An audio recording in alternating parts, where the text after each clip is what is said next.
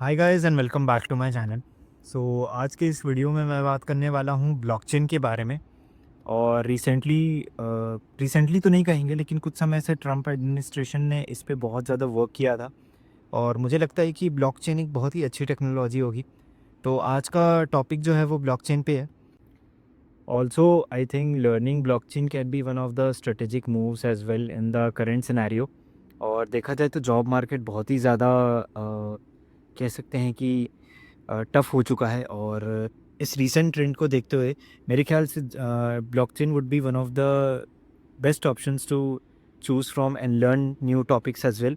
और आप समय के साथ साथ अपडेटेड रहेंगे तो आप आगे भी रहेंगे टेक्नोलॉजी में।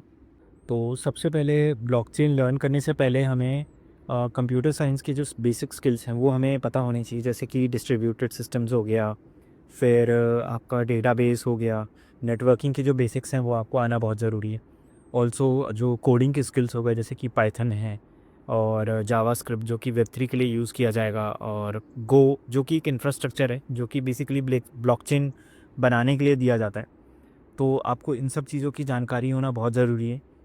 साथ ही साथ आपको इन सारे टॉपिक्स पे भी फोकस करना होगा, जैसे कि डेटाबेस एंड एल्गोरिदम स्ट्रक्चर्स हो गया, फिर एपीआईज़ कैसे काम करते हैं, और जैसे कि क्रिप्टोग्राफी की जो कॉन्सेप्ट्स हैं वो आपको लर्न करना बहुत ज़रूरी है।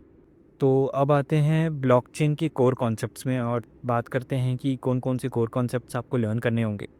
तो सबसे पहले तो आपको ब्लॉक्स एंड चेन्स क्या होते हैं वो आपको जानना बहुत ज़रूरी है। उसके बाद आपको डिस्ट्रीब्यूटेड लेजर्स जो हैं उसके बारे में आपको वर्क करना होगा, लर्न करना होगा। फिर पेयर टू पेयर नेटवर्क्स कैसे वर्क करते हैं। उसके बाद हैशिंग के बारे में आपको पूरी जानकारी होनी चाहिए कि कैसे हैशिंग वर्क करता है, हैशिंग होता क्या है, क्यों हैशिंग ज़रूरी है। उसके बाद आप डिस्ट्रीब्यूटेड लेजर्स पे आपको क्या बोलते हैं नॉलेज होनी चाहिए, क्योंकि डिस्ट्रीब्यूटेड लेजर्स जो है वो हर जगह यूज़ होता है बेसिकली क्रिप्टोग्राफी में।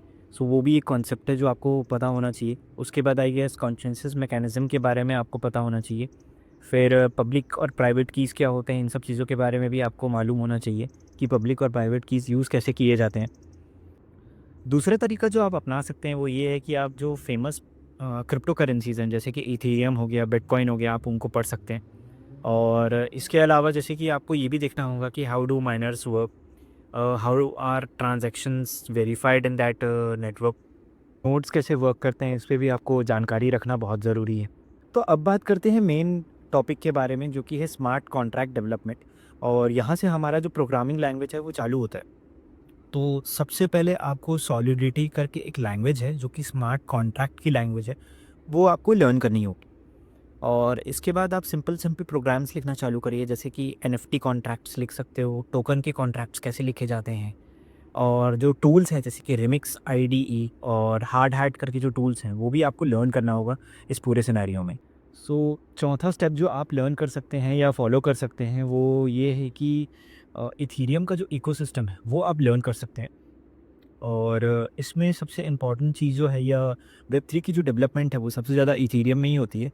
और जो इम्पॉर्टेंट स्टैंडर्ड्स है, जैसे कि ERC 20 जो टोकन्स के लिए यूज़ किया जाता है, फिर ERC 721 जो NFTs के लिए यूज़ किया जाता है, वो आपको जानना बहुत ज़रूरी है।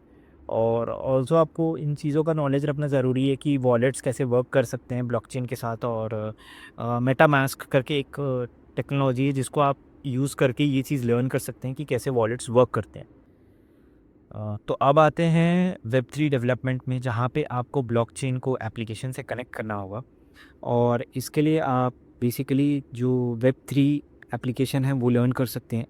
वेब 3 की जो लाइब्रेरीज़ हैं, इंपॉर्टेंट लाइब्रेरीज़ हो गया, फिर डी ऐप डेवलपमेंट हो गया, फिर ब्लॉकचेन एपीआईज़ हो गया, ये जो 3 कॉन्सेप्ट हैं ये आपको लर्न करने होंगे। साथ ही साथ टूल्स के लिए आपको Web3.js और Ether.js वो आपको आना चाहिए। अब अगर बात की जाए एडवांस ब्लॉकचेन कॉन्सेप्ट्स की, तो सबसे पहले आपको डिसेंट्रलाइज्ड फाइनेंस जो है उसके बारे में लर्न करना बहुत ज़रूरी है। उसके बारे में जानना ज़रूरी है कि कैसे एक्सचेंजेस और लैंडिंग प्लेटफॉर्म्स वर्क करते हैं। उसके बाद आप लेयर 2 स्केलिंग और रोलअप्स के बारे में जान सकते हैं कि ये सारी चीज़ें कैसे वर्क कर सकती हैं। और नोड टू नोड कम्युनिकेशन क्या होता है उसमें भी आप वर्क कर सकते हैं, और ये कॉन्सेप्ट बहुत ज़रूरी है आपके लिए लर्न करना। सेवन्थ टॉपिक जिसके बारे में मैं बात करना चाहूँगा वो है security and auditing in blockchain. और इसमें आप सबसे पहले तो ये जान लीजिए कि बहुत सारे जो डेवलपर्स हैं वो इसमें मूव कर रहे हैं, क्योंकि ये बहुत ही हाई पेइंग फील्ड है। आजकल क्रिप्टो करेंसीज़ में बहुत सारे अटैक्स हो रहे हैं और आप इसमें कुछ-कुछ कॉन्सेप्ट्स लर्न कर सकते हैं, जैसे कि स्मार्ट कॉन्ट्रैक्ट, वल्नरेबिलिटीज़ के बारे में लर्न कर सकते हैं। उसके बाद आप फ्लैश लोन अटैक्स के बारे में आप लर्न कर सकते हैं।